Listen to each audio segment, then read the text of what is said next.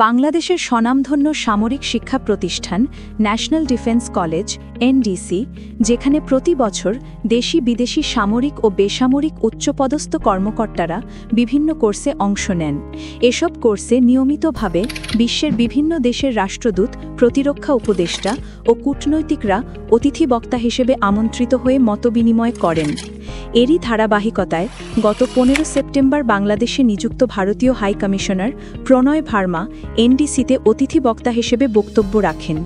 অথচ এই স্বাভাবিক কার্যক্রমকে কেন্দ্র করে একটি স্বার্থান্বেষী মহল সামাজিক যোগাযোগ মাধ্যমে অপপ্রচার চালিয়ে বাংলাদেশের অখণ্ডতার প্রতীক বাংলাদেশ সেনাবাহিনীর সুনাম ক্ষুণ্ণ করার অপচেষ্টা চালাচ্ছে। বাস্তবতা হলো শুধু ভারতীয় হাই কমিশনারই নন, চলতি বছর এনডিসির কোর্সগুলোতে অতিথি বক্তা হিসেবে এবং মতবিনিময় সভায় আরও অনেক দেশের প্রতিনিধিরা যোগ দিয়েছেন। এর মধ্যে রয়েছেন 14 সেপ্টেম্বর রাশিয়ার রাষ্ট্রদূত, 3 সেপ্টেম্বর অস্ট্রেলিয়ার রাষ্ট্রদূত, 22 জুলাই চীনের রাষ্ট্রদূত এবং পাকিস্তানের ডিফেন্স অ্যাটাচে। তারা সকলেই কোর্সে অংশগ্রহণকারীদের সঙ্গে মতবিনিময় করেছেন, যা এনডিসির নিয়মিত ও স্বাভাবিক কার্যক্রমের অংশ।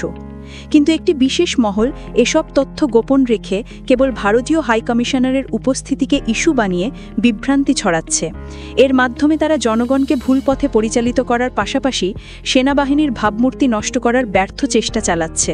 তাই আসুন, গুজবে কান না দিয়ে সত্যকে জানি, সত্যকে মানি, সত্যের জয় হবেই। ধন্যবাদ।